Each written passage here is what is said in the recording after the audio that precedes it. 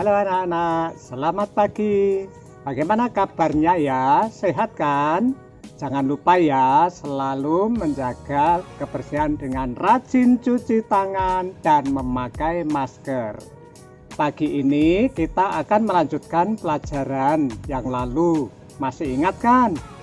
Ayo, siapa yang sudah lupa?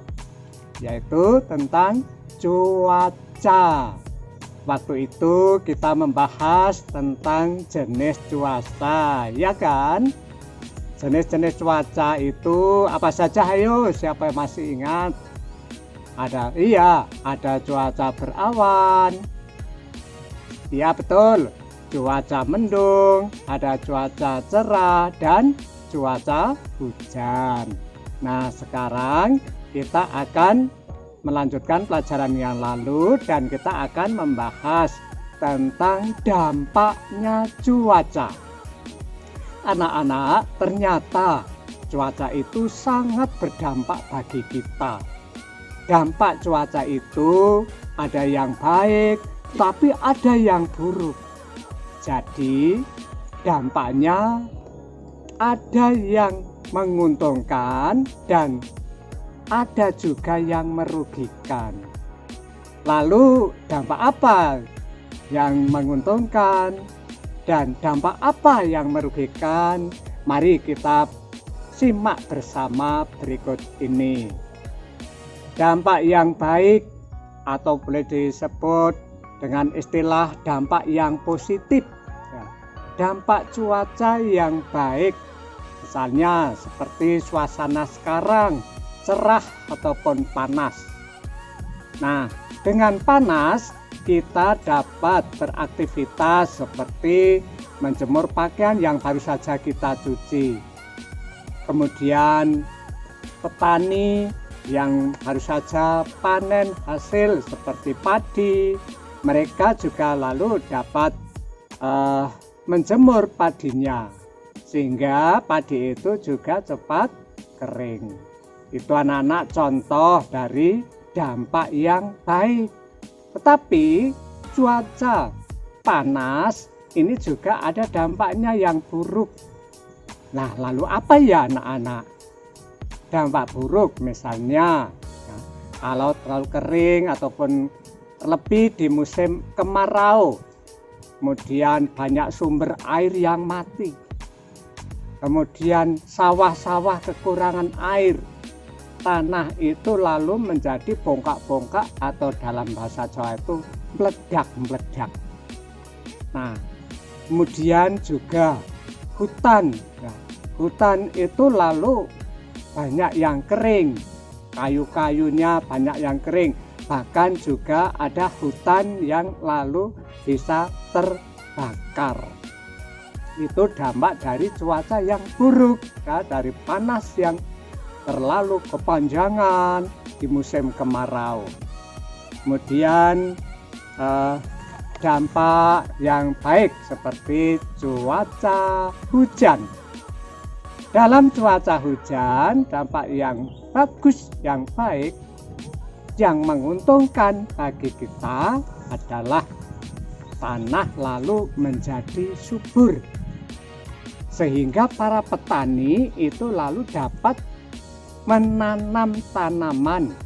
Nah, terlebih para petani yang kalau menanam itu hanya mengandalkan pada musim hujan, maka lalu para petani itu ya rasa gembira, senang karena sudah datangnya hujan, ada air dan dapat bertanam. Kemudian juga tanaman-tanaman itu bisa subur seperti tanaman jagung atau tanaman sayur-sayuran. Tetapi anak-anak juga waktu hujan dampak yang buruk itu pun juga ada, arti merugikan bagi kita. Lalu apa coba anak-anak? Ayo, siapa tahu? Iya, maka lalu banyak terjadi banjir, ya, banyak terjadi banjir. Bahkan kalau ada rumah yang dengan selokan-selokan yang tidak dapat lancar airnya, terlebih kalau di kota besar. Ya, banyak juga tempat-tempat itu lalu kebanjiran. Nah, dampaknya lalu apa? Mereka lalu bagaimana kalau kebanjiran? Harus mengungsi. Di dalam rumah banyak air, tergenang air, harta benda mereka terpendam, ya. Bahkan juga ada yang hanyut terbawa air. Itu dampak dari banjir. Ada juga dampak dari yang buruk dari hujan yang terus-menerus, seperti banyak tanah longsor. Nah, dengan tanah longsor itu bahkan ada yang sampai menimpa rumah. Nah, ini ada juga yang orangnya, penghuninya itu baru tidur malam hari, kemudian ada tanah yang longsor tidak tahu, sehingga mereka sampai dengan tanah longsor tadi yang menimpa rumahnya roboh, orangnya juga lalu kerobohan rumah itu meninggal dunia. Ya. Kemudian juga jalan-jalan raya, kalau kelongsoran tanah itu lalu kendaraan yang harus lewat di situ lalu terhalang sehingga menjadi macet. Nah, anak-anak, itulah ya dampak yang baik, dampak yang buruk dari cuaca. Kita tahu kan sekarang. Nah, anak-anak, setelah kita mengamati dan memahami dampak dari cuaca yang baru saja kita pelajari tadi, lalu apa yang kamu rasakan? Coba yuk sejenak pikirkan. Iya, ya. Nah, dan apa yang akan dapat kita perbuat untuk mengurangi dampak-dampak buruk tersebut? Nah, anak-anak, coba yuk, bagaimana ya kita untuk mengurangi biar dampak-dampak yang buruk itu bisa terkurangi?